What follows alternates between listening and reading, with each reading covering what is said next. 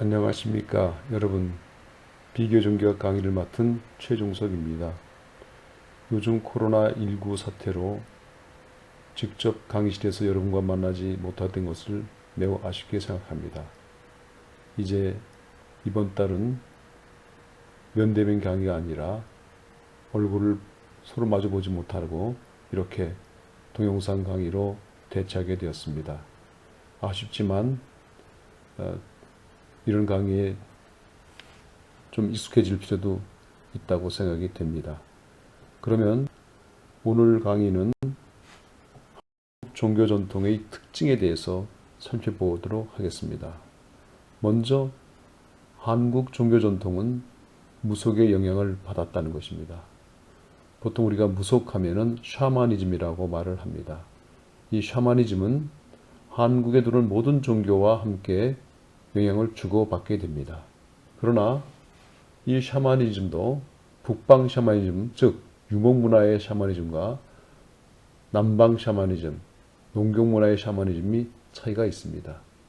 예를 들면 북방 시밀리아의 샤먼은 남방, 즉 농경사회의 우리 무당, 샤먼과 어떤 차이가 있는가 하면 북방, 특히 몽골이나 시베리아 쪽의 삶의 형태는 정주문화가 아니라 이동하는 유목문화입니다. 그래서 이 유목문화의 샤먼은 그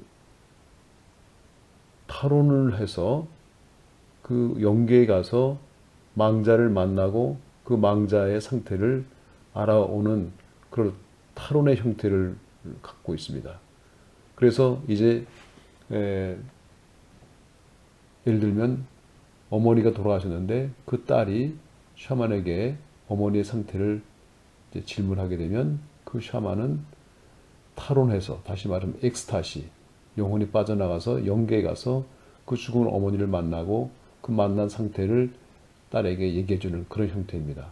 그러나 한국 그 샤먼은 그것과 달리 혼을 불러서 그 혼이 빙의가 돼가서, 다시 말해 접신이 돼서 어머니의 목소리를 내면서 어머니가 직접 딸에게 얘기하는 이런 형태입니다. 이것을 우리는 엔스타시라고 부릅니다. 이렇게 유목문화의 샤먼과 농경문화의 샤먼의 차이가 있는 점은 정주문화냐 이동문화냐의 차이가 있다고 보겠습니다. 아무래도 유목민들은 한 군데 머물지 않고 이곳저곳 가축을 데리고 다니면서 생활하기 때문에 접신을 하기, 다시 말하면 빙의하기가 어려운 게 예전에 살던 곳을 찾아오려도 이미 이사가고 딴 곳으로 이동하고 해서 샤먼은 접신하는 것이 아니라 샤먼이 스스로 탈혼이 돼서 영계에 가서 망자를 만나는 이런 형태이고요. 농경문화인 한국 같은 경우는 정주문화이기 때문에 늘 같은 곳에 살기 때문에 혼이 찾아올 수 있기 때문에 접신, 즉 빙의가 가능한 것이라고 그렇게 보는 것입니다. 이것이 농경문화의 샤먼과 유목문화의 샤먼의 차이점이라고 볼 수 있습니다. 자, 그런데 이렇게 우리는 그 무당 혹은 무속인을 상당히 천하게 여기고 뭔가 무식하고 뭔가 우리에게는 부정적인 미신이라고 많이 치부하지만 실제로 우리나라의 무속인들은 왕족이었습니다. 다시 말해서 신라시대의 왕들은 차창이라 해서 제사와 정치를 함께하는 재정일치의 군주였습니다. 자, 우리나라의 그 사찰에도 보면 산신각이나 용왕각, 삼성각 등 비불교적 요소들이 있습니다. 전통 사찰 속에. 이것은 샤머니즘, 다시 말하면 무교의 영향을 받은 것인데요. 한국 무교의 원조는 바리떼기 공주라고 하는 무가 속에서 찾아볼 수 있습니다. 자, 이 바리떼기 공주의 이야기를 간단하게 설명해 보겠습니다. 한 왕국에 왕이 살았는데 이 왕이 왕비 사이에서 아들이 나오지 않고 계속 딸을 출산하게 된 것입니다. 그래서 첫째 딸, 둘째 딸, 셋째 딸 해서 일곱 번째까지 계속 딸을 낳게 되자 왕은 분노하면서 일곱 번째 딸을 가서 버리라고 합니다. 산속에 버리면 산짐승이 물어가고 해서 목숨을 잃게 되겠죠. 그래서 산속에 버렸는데 그 산속에 살던 사냥꾼이 거두어서 이 공주를 양육하게 됩니다. 그래서 이 사냥꾼은 이 버려진 공주가 왕의 딸이라는 것을 알게 되고 잘 기르게 됩니다. 세월이 흐르고 나서 이 나라의 왕이 큰 병에 들게 됩니다. 근데 이 병을 고칠 수 있는 의사가 없었어요. 용하다는 사람들이 다 와서 병을 고치려 했지만 왕의 병은 낫지 않았지요.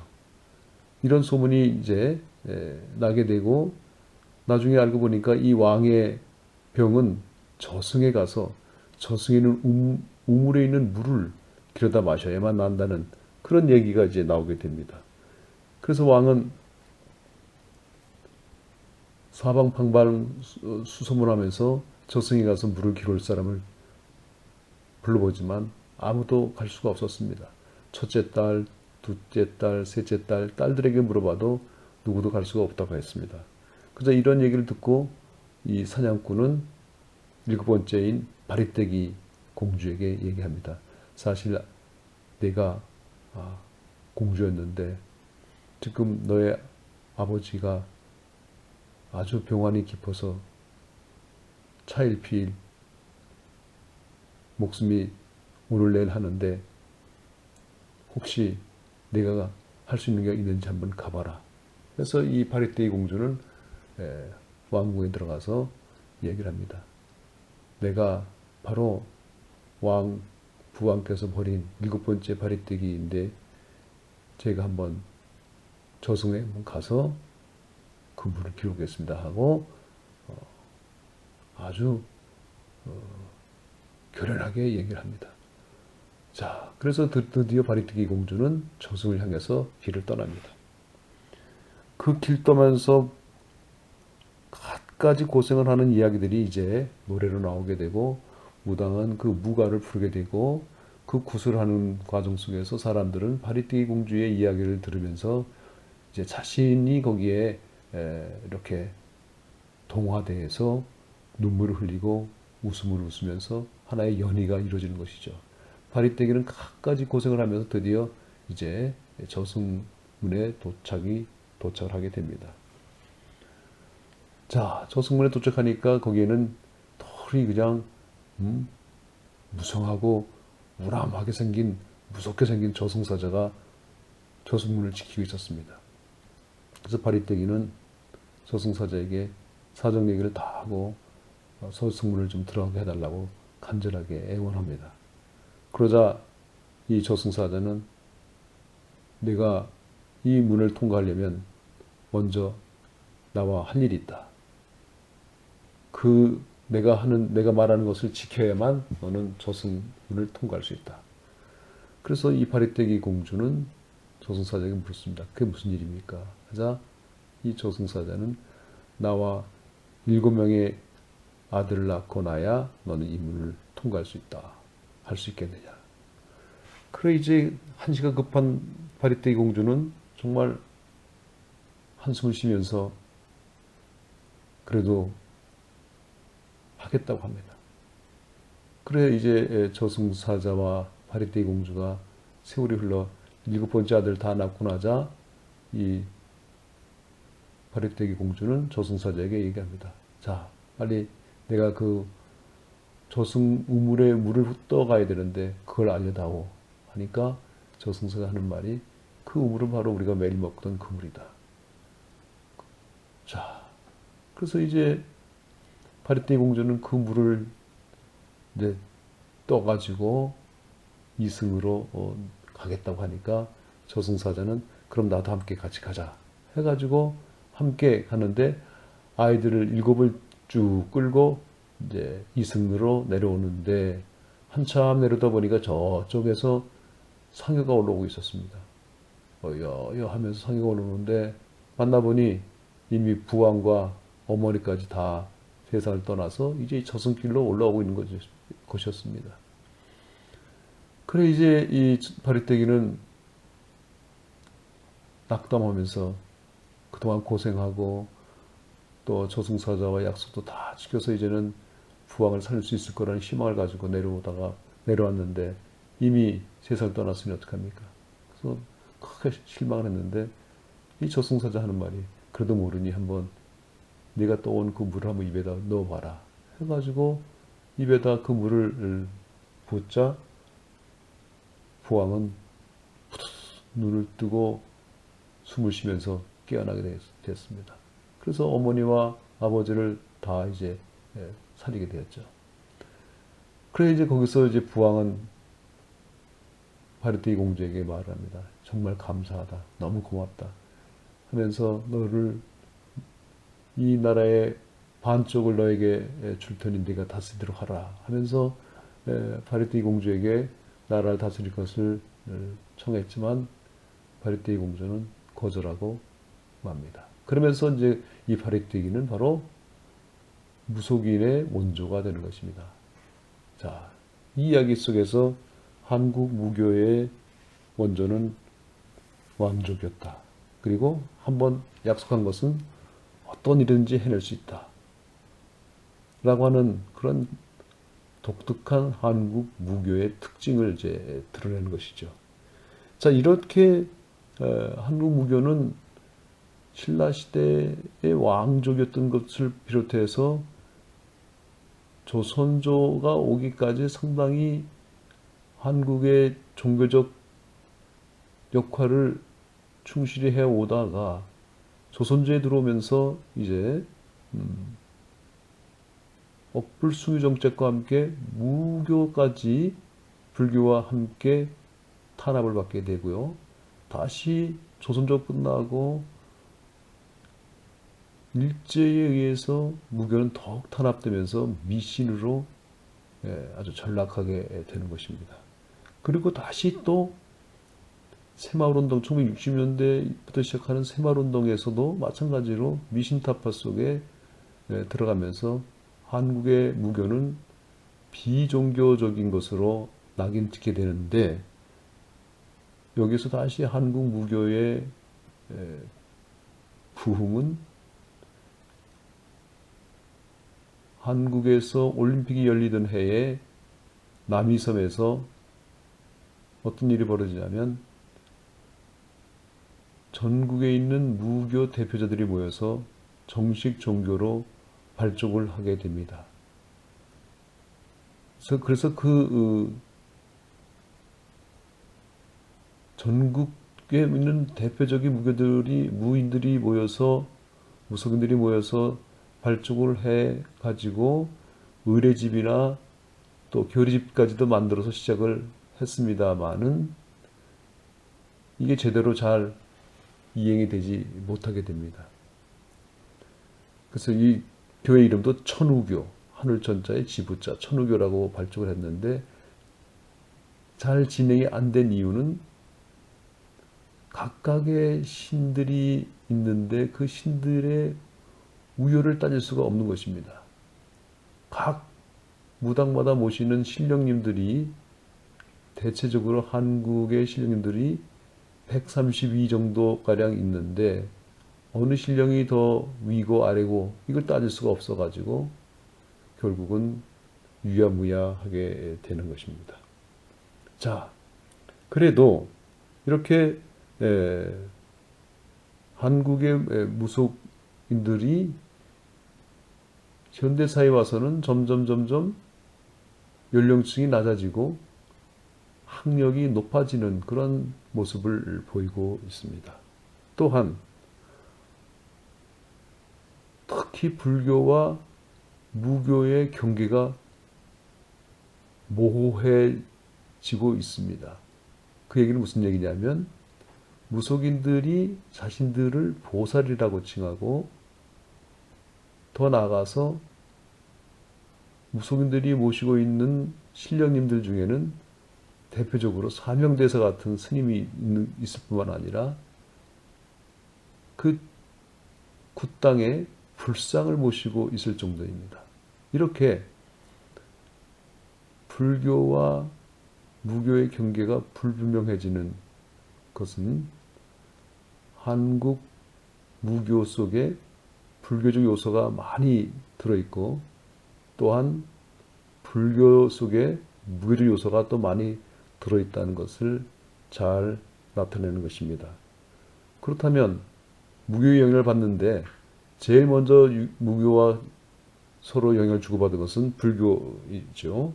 그 다음으로 이제 무교와 영향을 주고받는 것은 유교인데 우리가 생각할 때 유교는 불교와 무교를 억압했기 때문에 유교 속에는 불교적 요소가 무교적 요소가 없다고 생각하지만 실제 유교 속에도 특히 당시 조선조의 양반들도 무교를 멀리하는 듯 했지만 사실은 무교적 요소에 영향이 있습니다. 즉 유교에서 중요한 것은 조상 숭배인데요. 조상을 숭배할 수 있고 숭배받을 수 있고 제사를 받을 수 있는 사람은 자식을 가진 있는 사람들이죠. 특히 자식 중에서도 남마를 가진 사람들이 죽고 나서도 제사를 받게 되죠. 그렇다면 결혼하지 않고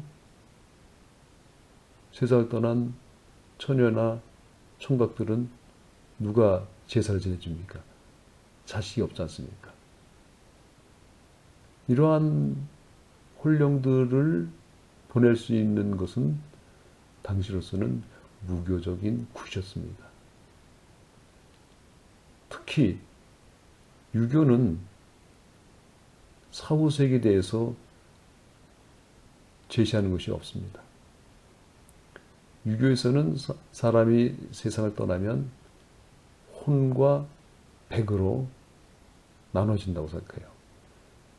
혼은 양이고 백은 해서 혼 구름 문자에 귀신 귀자 들어있죠.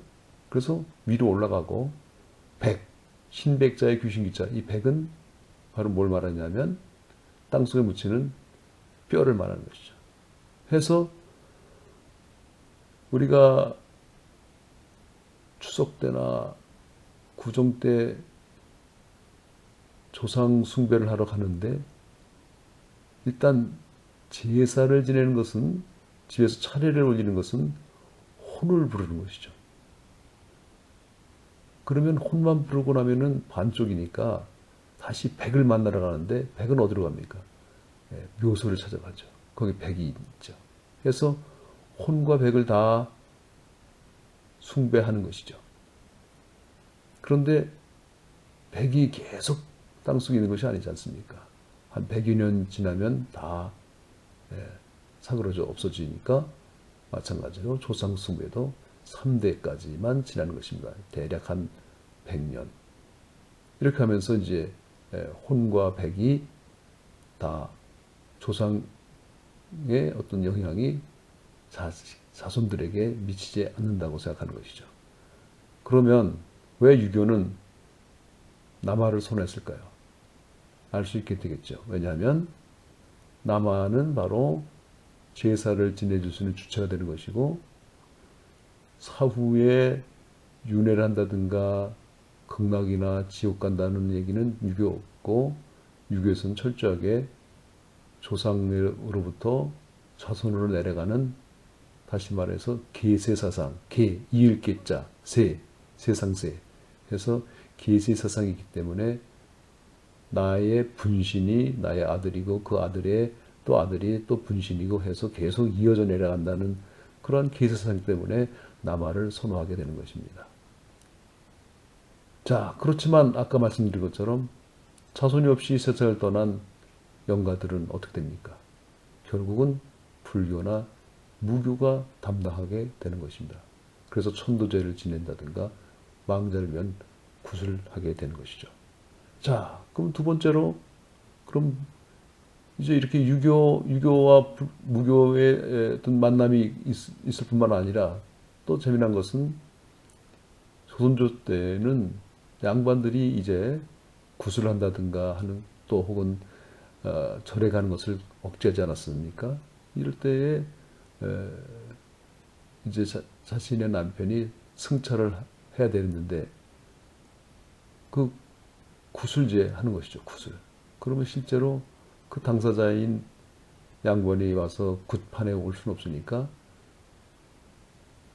그 사람이 쓰는 갓이나 신발, 옷가지를 가져와서 굿판에서 이제 구슬하게 되는 것이죠. 이렇게 한국인의 깊은 종교적 심성의 가장 밑바닥에 자리 잡고 있는 무교는 한국에 오는 모든 종교와 서로 영향을 주고받게 되는 것입니다. 그러면 세 번째로, 첫 번째는 불교와 만나고, 두 번째 유교와 만나고, 세 번째로 서양 종교라는 기독교, 다시 말하면 그리스도교, 천주교나 개신교를 말하는데 이렇게 만나게 되는데, 그럼 이들은 전혀 그런 무교와 영향을 주고받지 않느냐? 그렇지 않죠. 한 예를 들어볼까요? 요즘 잘 나간다는 개신교의 목사님들도 어떻게 보면 현대판 무당의 모습을 볼 수가 있습니다. 자, 보십시오. 저 양평이나 저쪽 경기도 외곽으로 가면 금식원이 있고 기도원들이 있는데 그 기도원에서 산기도를 하는데 예전대 무당들이 하던 것과 거의 유사한 기도를 하는 것입니다. 단식 기도를 하고 산에서 기도를 하고 내려오면 기도발이 잘 받는다고 하는 이런 얘기들을 합니다. 이것은 어떻게 보면 한국의 어떤 무속적 요소가 강하게 기독교 속에 들어갔다라고도 할 수가 있는 것이죠. 물론 종교 속에서 기복이라고 하는 것을 뺄 수는 없는데 특히 이렇게 산기도를 하고 단식기도를 하고 바위에서 밤을 새면서 기도하는 모습은 전통적 한국 무속의 모습이다 이렇게 할 수 있고요. 천주교도 그러면 무속과 연결이 있느냐? 이런 산기도 같은 것은 없을지 몰라도 예를 들어서 새로 차를 산다든가 집을 이사 간다든가 하면은 이제 신부님을 모셔다가 성수를 뿌리고 축성하고 집에 축성하면서 부자 되거라 건강하거라 사고 나지 말거라 이렇게 하면서 일종의 축성이라는 것을 하는데 이것도 어떻게 보면 무교적 요소 어떤 기복적 요소가 상당히 가미된 모습이라고 볼 수 있습니다.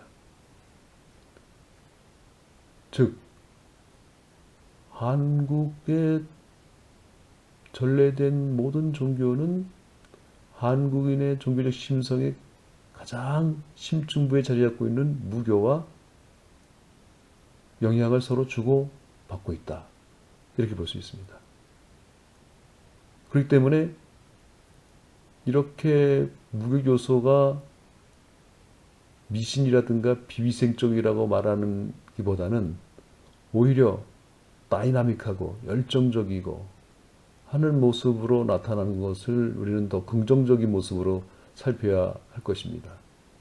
우리나라에서 월드컵이 열렸을 때 전 세계에서 정말 볼 수 없는 모습들을 한국 사회에서 볼 수 있었죠.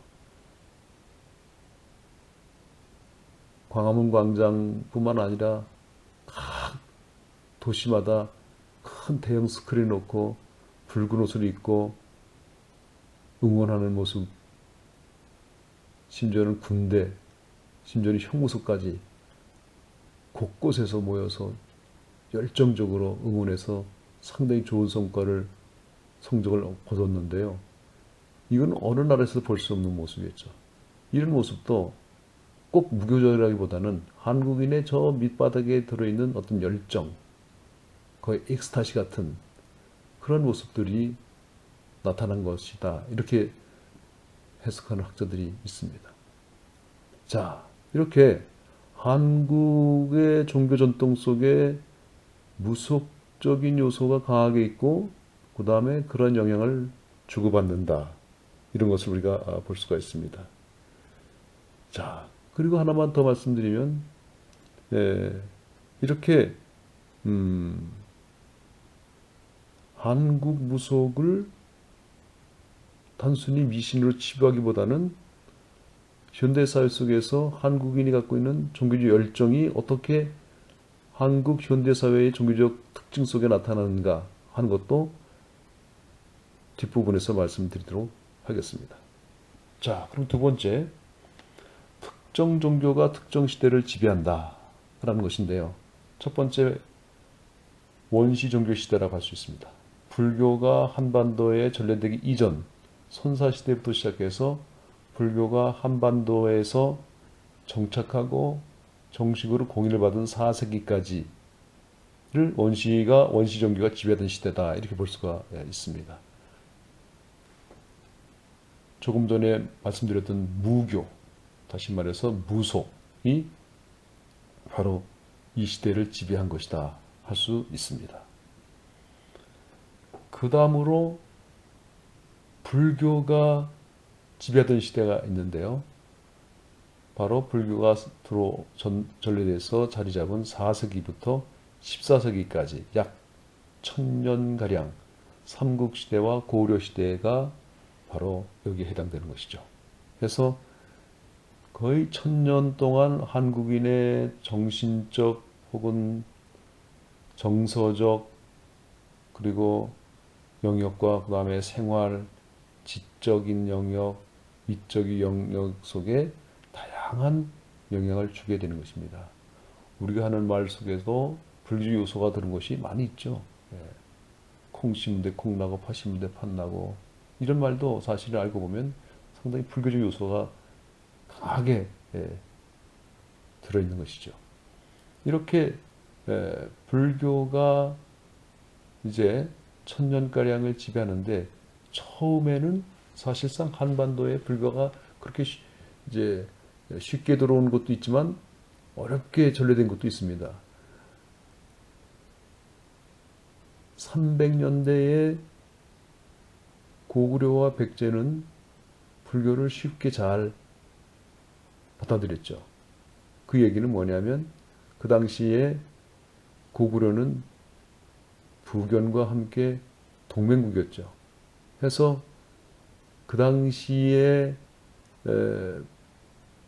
불교가 들어온 것은 중국에서 이미 불교 중국적으로 토착화된 그런 불교가 한반도에 전래된 것입니다. 그 얘기는 뭐냐 하면 초반의 불교는 중국에서도 고전을 먼치 못합니다. 왜냐? 불교가 중국에 들어왔을 때에 중국은 그 당시에 한나라 땅에 들어오게 되는데 한대에는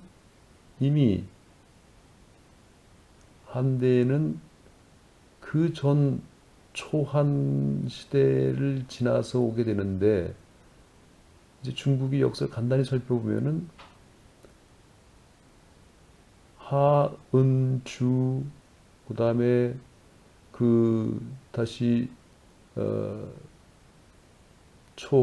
하은주가 되고 그 다음에 춘추시대 그 다음에 전국시대가 되고 그 전국시대를 다 통일하는 것이 이제 진이 되는데 진이 다시 초한으로 나눠지게 되고 그 초한이 다시 한으로 이제 통일이 되는데 중국에서 어떤 일이 있었냐면 춘추시대와 전국시대 그때는 정말 약육강식의 시대죠. 그래서 간에 붙었다 쓸개 붙었다라는 말이 바로 여기에서 나오는 것입니다. 그래서 그렇게 아주 전란하는 시대에 아주 많은 사상가들이 이제 나타났는데 그때 나타나는 사상가들을 뭐라고 말하냐면 제자백가라고 하죠. 제자백가.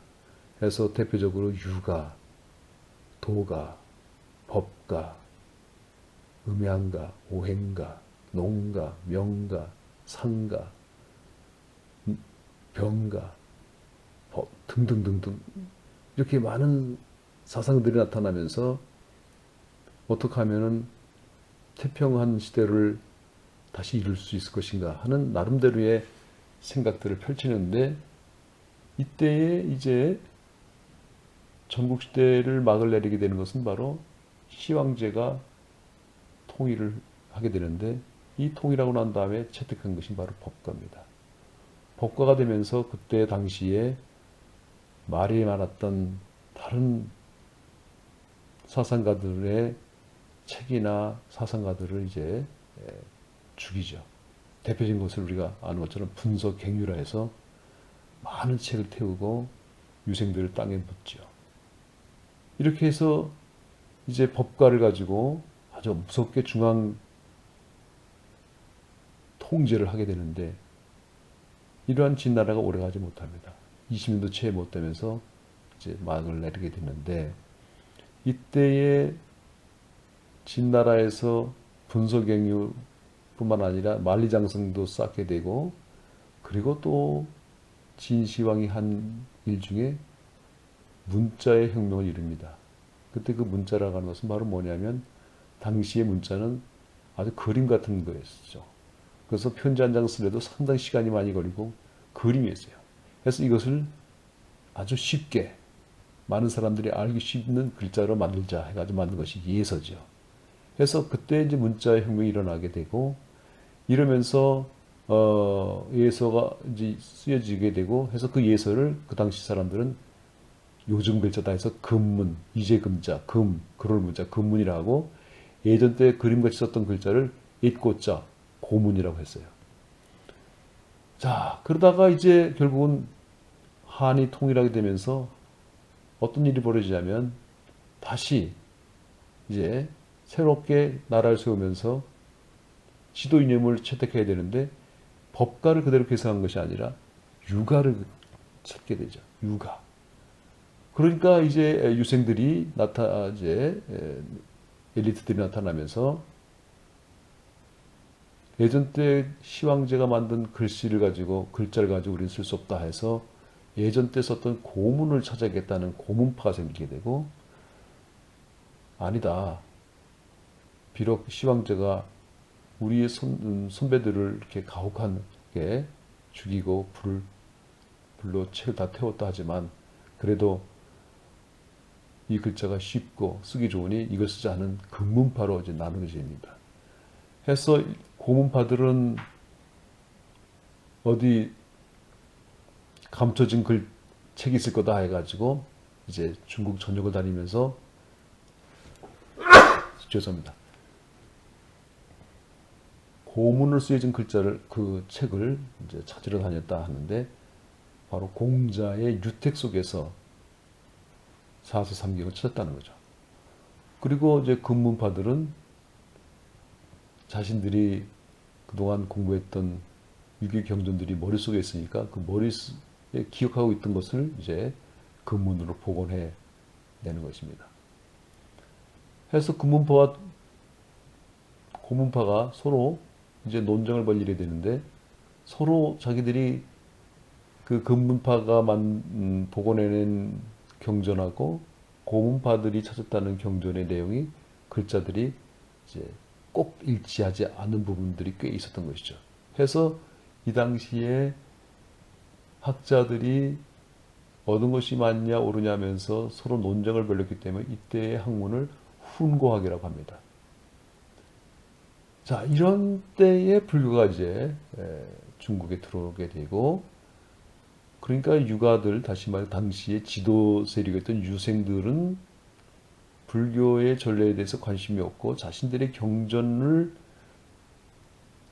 제대로 만드는 데에만 모든 힘을 기울이고 있을 때였었기 때문에 불교는 유교와 처음에는 붙지 않게 되고 그러면 누구와 만나냐면 도가 사람들과 만나게 되죠. 도가 사람들은 그 당시에 항상 아웃사이더였고 시니컬했던 사람들인데 보니 불교의 경전을 보니까 자신들이 생각하고 굉장히 유사하다고 생각했던 것이죠.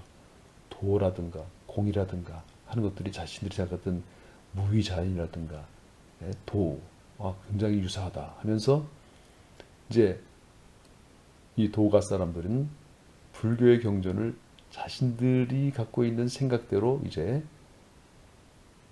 번역 이제 해석을 하고 자신들의 말로 불교를 막 재단하게 된 것이죠. 그래서 이때의 불교를 뭐라고 말하냐면 격의불교라고 말합니다. 자, 이렇게 가다가 이제 세월이 이제 흘러가면서 유교의 경전들이 정립이 되고 유생들이 보니 웬 불교라고 하는 그 종교가 들어왔는데 자신들의 눈에서는 이 불교가 상당히 위협적이고 또 자신들의 어떤 지도 이념과 맞지 않다고 보는 것이죠. 해서 불교를 이제 비판하게 되는데 여러 가지 이제 나오는데 바로 그게 이제 불교의 여러 가지 요소들을 아주 격렬하게 이제 비판하는데요. 한 예를 들면 첫째, 스님들이 머리를 삭발하는 것을 보고 이거 굉장히 불효다. 왜냐? 효경에 나오는 것은 자신들의 머리나 그 다음에 몸의 일부분을 훼손하는 것은 불효의 첫 번째 하는 것이라고 하고 있는데 부모로부터 받은 머리를 완전히 삭발하니까 이것은 불효다. 첫 번째. 두 번째, 출가를 해서 자식을 낳지 않게 되면 대가 끊기고 제사를 봉행할 수 없으니 이것이야말로 조금 전에 말씀드렸던 것처럼 유교의 계세사상과 어긋나니 이거 엄청나게 큰 불효다. 그래서 또 안 되죠. 그 다음에 세 번째, 불교에서는 다시 말해 인도에서는 사문, 성직자가 있고 그 밑에 왕이죠. 그래서 인도의 사성계급에서도 브라만, 크샤트리아, 바이샤, 수드라에서 크샤트리아가 왕족이고 브라만이 성직자란 말이죠. 그래서 왕이 성직자에게 경배를 해야 되는데 중국에 오니까 이게 아니지 않습니까? 왕이 위고 왕은 바로 하늘 아래 천자고 모든 백성들은 바로 천자 밑에 있는 것인데 스님이라 해서 예외가 아니라는 것이죠. 여기서 이제 불충이라는 거예요. 불충. 그러니까 충의 문제가 또 이제 문제가 되죠. 그 다음에 또 스님은 살생하면 안 되기 때문에 전쟁터에 나갈 수 없다. 그래서 군역을 할 수 없다 하니 이것도 나라 지키는 데에 거부하니 이것도 바로 불충이다. 해서 또 불충이에요. 이런 식으로 해서 불교는 불효와 불충의 종교로 이제 치부를 하게 되면서 불교 탄압을 하게 됩니다. 이때에 불교 스님이나 불교 학자들은 이 문제를 해결하려고 굉장히 노력을 합니다. 어떻게 하면은 이 문제를 해결할 수 있을 것인가 해서 이제 육방의경이라든가 다양한 경전 속에서 혹이나 효의 문제가 있을까 해서 효의 문제를 해결을 합니다. 그리고 또 충의 문제도 마찬가지로 해결하려고 합니다. 그래서 이 충과 효의 문제를 해결하려고 하는 거예요. 근데 충이나 효는 어떻게 보면 전제 왕권을 유지하기 위한 덕목이었던 거예요. 한 잘 볼까요? 충이나 효는 아래에서 위로 가는 거예요. 위에서 아래로 오는 거 없어요. 이렇게 일방적인 것이죠. 그 충심이나 효심은 다 아래에서 위로 가는 거예요. 그리고 군사부 일치라 해서 임금과 스승과 부모는 같은 일치다. 일체. 그래서 당시에 그 고관 대작들이 다른 어떤 것은 다 넘어가도 불효는 허락하기 안 됐어요. 불효라고 하는 것은 바로 스캔들이에요. 왜? 불효는 곧 불충이기 때문에. 해서 불충한 사람은 불효한 사람이고 불효한 사람은 불충이다. 해서 충과 효가 거의 같은 개념으로 이해됐던 것이 바로 존재왕권이었습니다. 그런데 이 문제를 해결하기 위해서 당시의 불교도들이 노력을 하는데 드디어 찾게 되는 것이죠. 어떤 것이냐면 불교의 전생담 속에 담청련 얘기가 나오는데 이 담청련은 이제 어머니의 병환을 고치기 위해서 각 유명하다는 의원을 찾아다니면서 약재를 구해오는데 백약이 무효했어요. 그래도 불원천리하고 유명하다는 의원을 다 찾아다닙니다. 그러다 어느 날 동네의 한 어른이 이번에야말로 정말 자네 어머님을 낫게 할 수 있는 용한 의원을 내가 이제 알아봤네. 거기 꼭 가보게. 해서 이제 이 청년은 그 먼 길을 이제 찾아갑니다. 찾아가서 그 의원을 만나는데 그 의원이 이제 이 청년의 이야기 듣고 나서 껄껄 웃으면서 자네의 어머니의 병화는 그런 약 가지고는 되는 것이 아니고 다른 약을 써야 되는데 참 어려운 것은 구하기 어렵네. 그래서 이 청년은 무슨 약재든지 제가 구해서 어머니를 낫게 해드리겠습니다. 그게 뭡니까 하니까 이러이러한 약에다가 뭘 하나 더 첨가해야 되는데 그 첨가하는 것이 정말 구하기 어렵다는 것입니다. 그래서 알고 보니 그 첨가할 약은 바로 뭐냐면 약재가 아니라 사슴의 오줌이었어요. 그리 당시에 사슴 농장이 있는 것도 아니고 사슴의 오줌을 구하기가 정말 쉽지 않죠. 그래 이 담청년은 집에 들어와서 고민하다가 꾀를 냅니다. 사냥꾼을 찾아가서 사슴의 가죽을 이제 구합니다. 그래서 이 담청년은 사슴 가죽을 쓰고 이제 사슴들이 노는 곳을 접근하죠. 그래서 종지를 들고 이제 어떤 녀석이 오줌 누나 하고 오줌 누는 사슴에게 다가가려고 하는데 그때 마침 그 나라의 왕과 신하들이 사슴 사냥을 나왔어요. 그래서 말을 타고 사슴떼를 향해서 달려오니 진짜 사슴들은 막 도망치게 되고 이 청년은 어중어중하다가 화살을 맞게 되죠. 그 다행스럽게 화살이 이제 엉덩이에 맞게 돼서 쓰러졌는데 왕과 신하들은 신이 나서 이제 말을 타고 달려와서 드디어 사슴을 잡았다라고 내려서 이제 보니 이게 희귀한 일이 벌어진 것이죠. 사슴이 아니고 사슴의 가죽을 쓴 사람이 화살에 맞아 쓰러져 있는 것이죠. 다행히 엉덩이에 맞아서 죽지는 않았으니 자초지종 얘기를 하라고 하니 이러이러해서 어머니 병원을 낫게 하기 위해서 이런 일을 벌였습니다 하니 왕을 비롯한 신하들이 모두 감탄하는 것이죠. 야, 세상에 이런 효자가 어딨냐 해가지고 이 이야기가 이제 극으로 만들어지고 글로 만들어지면서 불교는 이 이야기를 통해서 이제 불효의 종교가 아니라 효의 종교로 바뀌게 되는 것입니다. 두 번째, 충의 문제는 그럼 어떻게 해결하느냐. 충의 문제는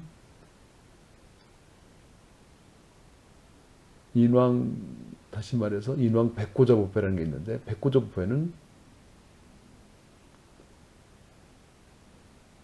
왕이 훌륭한 스님의 법회, 백분의 법회에 참석을 해야 되고 그 백분의 법문을 들으게 되면 나라는 태평성대를 이루고 모든 자연재해로부터도 보호받을 수 있다라고 하는 그러한 이제 인왕 반야 인왕경이 이제 성립이 되면서 충의 문제도 해결을 하게 되고 결국 불교 안에서 중국 안에서는 어떤 이제 경전들이 성립되냐면 부모 은중경, 그다음에 인왕경 이렇게 경전이 만들어지게 되고 이런 경전이 고구려나 백제에 함께 전래가 된 것입니다. 자, 이렇게 전래가 되니 중국화된 불교가 들어오게 되고 정치권과 갈등을 다 해소한 불교가 들어오게 되는 것이죠. 그런데 비해서 신라는 어떤 일이냐? 신라는 대략 한 150년 정도 늦게 받아들이게 되는데, 신라는 바로 무속이 강하게 자리 잡고 있던 곳이었던 것이죠. 그래서 결국 나중에 우리가 아는 것처럼 이차돈 스님의 순교 사건도 바로 청경림이라고 하는 무교 사찰에 불교 사찰이 들어가는 그러한 갈등 과정에서 일어나는 것입니다. 그래서 당시에 림, 수풀림자가 들어가는 것은 다 무교 사찰이 있던 것이죠. 그래서 지금도 전통 사찰 속에 산신각이다, 용왕각이다, 삼성각이다 등등등등 비불교적 요소가 들어있는 것은 어떻게 우리가 해석할 수 있냐면, 불교 사찰에 산신각이나 용왕각을 초대한 것이 아니라 이미 산신각이나 용왕각이 있던 자리에 불교가 들어갔던 신라시대의 모습이 그대로 쭉 전승돼 온 것이다, 이렇게 보면 되겠습니다. 자, 그 다음에 이제 세 번째로 우리가 살펴볼 것은 유교가 지배하던 시대인데, 14세기부터 19세기까지 약 한 500년가량을 말합니다. 그래서 조선 왕조가 건국해서 조선 왕조가 끝날 때까지의 시기인데, 이때도 마찬가지로 불교는 이제 앞에서 말씀드린 것처럼 억불 숭유 정책에 의해서 탄압을 받게 되고, 성종조에 오게 되면 경국대전 속에, 경국대전은 바로 국가의 법령집인데, 그 법령집 속에 불교의 항목이 삭제될 정도로 불교는 완전히 비인가 단체로 몰락하게 되고, 연산군조에 오면 불교는 완전히 쇠퇴일로를 더욱 심하게 겪게 되는데, 사찰에서 운영하던 논밭을 다 뺏기게 되고, 스님들을 전부 노예로 잡아가고, 비구니 스님들은 기방으로 다 잡아가게 되는 엄청난 탄압이 이루어지게 되죠. 해서 부녀자들이 사찰 출입을 할 수 없도록 막았죠. 이렇게 이제 유교가 지배하던 시대가 있었고, 이러한 유교가 지배하던 시대에 특이한 것은, 한국은 뒤에도 말씀드리겠지만 한번 무언가 받아들이면 그것을 끝까지 잘 지킨다는 것입니다. 그래서 성리학의 문제라든가 혹은 불교가 지배하던 시대에 들어왔던 선종의 모습이 그대로 유지가 된다는 것입니다. 한 예를 들면요,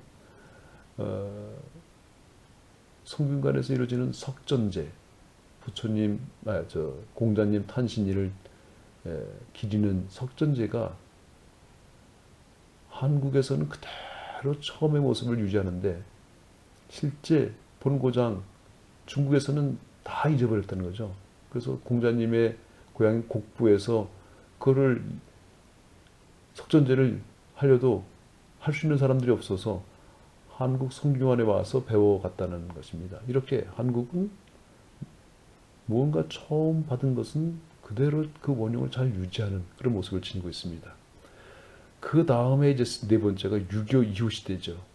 유교가 이제 19세기까지 강력하게 한국 사회를 종교적으로 지배했다면, 그 유교 이후 시대는 그럼 뭐냐? 유교 이후 시대는 새로운 종교적 영향력이 행사된 시기고, 주로 불교와 기독교가 이제 한국 사회 속에서 종교적인 영향력을 강하게 행사하게 되는 것입니다. 자, 이때가 이제 바로 우리가 이제 집중적으로 좀 생각해 볼 그런 시대라고 볼 수가 있습니다.